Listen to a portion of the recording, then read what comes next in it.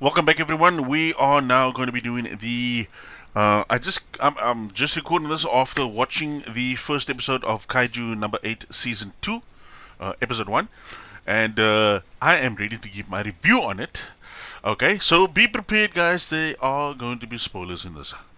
So anyway, the episode begins with Kafka and his crush, which is Mina, uh, as kids running away from what seems to be, it could be a kaiju attack, only for the defense force to appear out of nowhere and turn their weapons on Kafka and his crush Mina to be all grown up all of a sudden. Because remember, they were running as kids, and all of a sudden, he's grown up and she's grown up, and she's in the defense force, and she has her biggest gun cannon pointed at him and calling him a kaiju.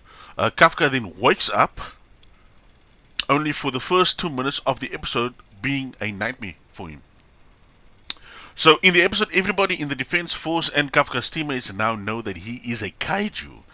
And while he is still being detained and under tight security, meanwhile, his friends and his colleagues are all busy with their own issues, whether it be personal or related to the defense force. We do get to see a kaiju appear in the episode, and this is one. This one is all too familiar for everybody because he looks just like, and you get the sound, and he sounds just like, and the theme song of the number one kaiju, which is just like Godzilla. Everybody knows Godzilla, and I'm not kidding you. It's Godzilla that appears in the first episode of season 2. That is actually a massive spoiler there for all the fans. I do apologize about that, but at the same time, I don't care. Okay, Godzilla appears in the first episode of season 2, Kaiju number 8. It is actually cool to see him. The animation for the first episode so far is really cool. I watched it in HD. Got no complaints about that from my side. Story-wise, though, we do see some movement forward, and it's confirmed that Kaiju number 8, Hibino Kafka, is actually, at this moment, the strongest recorded Kaiju in history so far. So Kaiju number 8 is actually the strongest Kaiju that they've discovered so far. That's a cool one.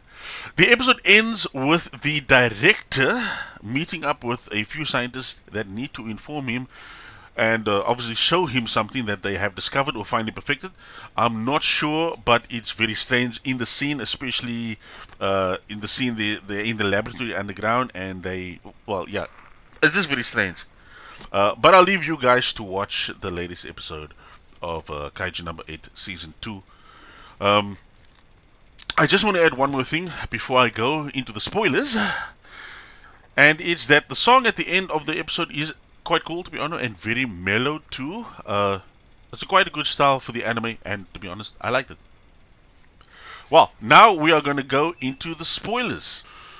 Spoilers about Kaiju number 8, season 2, episode 1. Okay, here we go.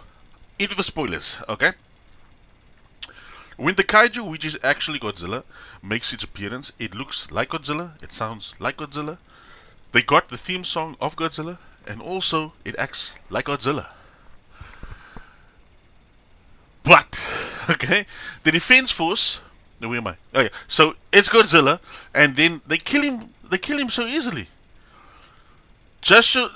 They kill him so easily just to show that Godzilla is actually weak against the defense force, even though it was the strongest division that was sent out to deal with him. It doesn't matter. Godzilla's weak. It's kind of the point they try to make. You know, the way they just killed him, or they decimated him. The captain jumps out, does his thing, pulls the trigger once, gone. Godzilla's gone. Sorry, Millie Bobby Brown, but you just lost a friend and a franchise. Sorry. Okay, so the captain of the first division. Now the second point. The captain of the first division, which is the strongest division, seems to be a person that doesn't really care much about the work when it comes to meetings and when it comes to schedule and maybe even paperwork. To be honest, all he cares about is being the strongest fighter, fighting kaijus, and the fame that comes with the job, basically. Other than that, he is lazy and still pretty much a teenager by mannerisms. You can actually see it if you do see the captain in a few of the images in the slideshow that you can see here in the video. He actually does look like a kid, to be honest, in one of the pictures. But I mean, you wouldn't expect that from somebody who is who is the leader. Oh, that's him over there. He's the leader of the strongest division in the defense force, and he acts like he's not, to be honest.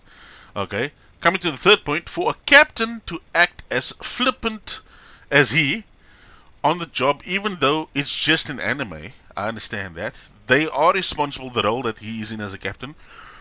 They are responsible for the lives of many people, as well as the teammates, okay? And if you compare Bleach anime's squad captains, their mannerisms, against this particular Defense Force captain's mannerisms, you'll agree with me that the Bleach portrays the captains as being fit for the role of leadership. So, even though it is just an anime, the show doesn't really sell the captain as an important character, at least at this point. We don't know how important this guy is going to be. We haven't, for those of you that read the manga, shut up. Okay? Say nothing. But for those of us that's not read the manga and only seen the episodes, yeah, it doesn't seem like it's an important character at this moment. Yeah, sorry, but that's actually true at this point in time. So that's it for the review. If anybody has any different opinion about the show and about the episode, please share it with everybody. You can go to the comments and all of that. And don't forget to follow this channel. And I will see you again later.